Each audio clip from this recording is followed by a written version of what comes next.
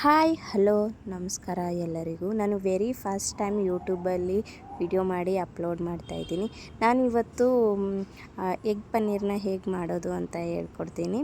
Okay, egg ಪನ್ನೀರ್ಗೆ ಬೇಕಾಗಿರೋ ಸಾಮಗ್ರಿಗಳು ಏನಂತ ಹೇಳಿದರೆ ಟೊಮ್ಯಾಟೊ, ಈರುಳ್ಳಿ, ಮೆಣಸಿನ್ಕಾಯಿ, ಬೆಳ್ಳುಳ್ಳಿ, ಹಸಿ ಬಟಾಣಿ ಮತ್ತು ಎಗ್ನ ಏನು ಮಾಡಬೇಕಂದ್ರೆ ಮೊದಲೇ ಸ್ಮ್ಯಾಶ್ ಮಾಡಿ ಇಟ್ಕೊಬೇಕು. ಒಂದು 4 ಅಥವಾ 5 ನಿಮ್ಗೆ ಎಷ್ಟು ಬೇಕೋ ಅಷ್ಟು. ಅದಕ್ಕೆ ಸ್ವಲ್ಪ ಸಾಲ್ಟ್ ಆ್ಯಡ್ ಮಾಡಿ ಆಮೇಲೆ ಚೆನ್ನಾಗಿ ಸ್ಮ್ಯಾಶ್ ಮಾಡಿ, ಬೇಕಿದ್ರೆ ಯಾವುದಾದ್ರೂ ನಿಮಗೆ ಇಷ್ಟವಾದರೆ ಯಾವುದಾದ್ರೂ ಮಸಾಲ ಕೂಡ ಆ್ಯಡ್ ಮಾಡ್ಬೋದು. ಓಕೆನಾ, ನೋಡಿ ಚೆನ್ನಾಗಿ ಸ್ಮ್ಯಾಶ್ ಮಾಡಿ ಇಟ್ಕೊಳ್ಳಿ.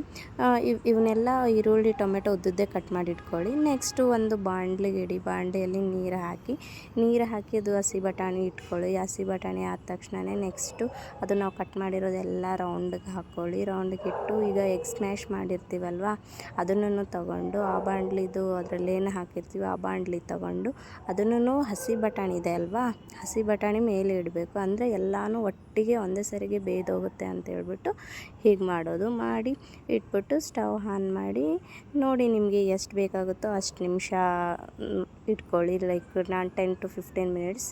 ಆಮೇಲೆ ನಂತರ ತೆಗೆದ್ಮೇಲೆ ಬರುತ್ತೆ ನೋಡಿ ಎಗ್ಗು ಆಗಿರುತ್ತೆ, ಎಲ್ಲನೂ ಬೇಯ್ದೋಗಿರುತ್ತೆ ಚೆನ್ನಾಗಿ.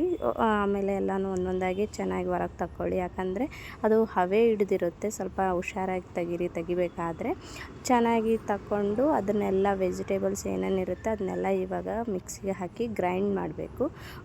ಆಮೇಲೆ ಅದು ಎಲ್ಲ ಹಾಕಿ ಟೊಮೆಟೊನ ಸಿಪ್ಪೆ ಸುಲಿಯಿರಿ, ಯಾಕಂದರೆ ಟೊಮೆಟೊ ಅದು ಸಿಪ್ಪೆ ಇದ್ದರೆ ಚೆನ್ನಾಗಿರಲ್ಲ, ಯಾಕಂದರೆ ಬೇಯ್ದೋಗಿರುತ್ತಲ್ಲ. ಅದರಲ್ಲಿ ಬಂದಿರೋ ನೀರನ್ನು ಹೊರಗಡೆನೇ ತಕ್ಕೊಳ್ಳಿ.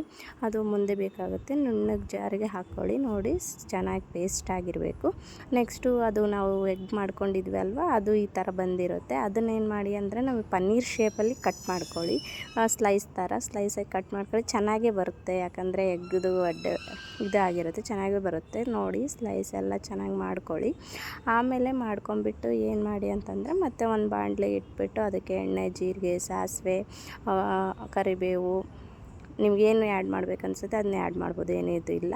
ಮತ್ತು ಮಾಡಿರೋ ಪೇಸ್ಟ್ನ ಚೆನ್ನಾಗಿ ಇದು ಮಾಡ್ಕೊಳ್ಳಿ. ಅದು ಸ್ವಲ್ಪ ಹಸಿ ಎಲ್ಲ ಹೋಗೋವರೆಗೂ ಬೇಯಿಸಿ, ಅದು ತೆಗ್ದಿಟ್ಟಿದ್ವಲ್ವ ನೀರು, ಅದನ್ನು ಹಾಕಿ ಅದು ಸ್ವಲ್ಪ ಚೆನ್ನಾಗಿ ಬೇಯೋಕ್ಕೆ ಬಿಡಿ.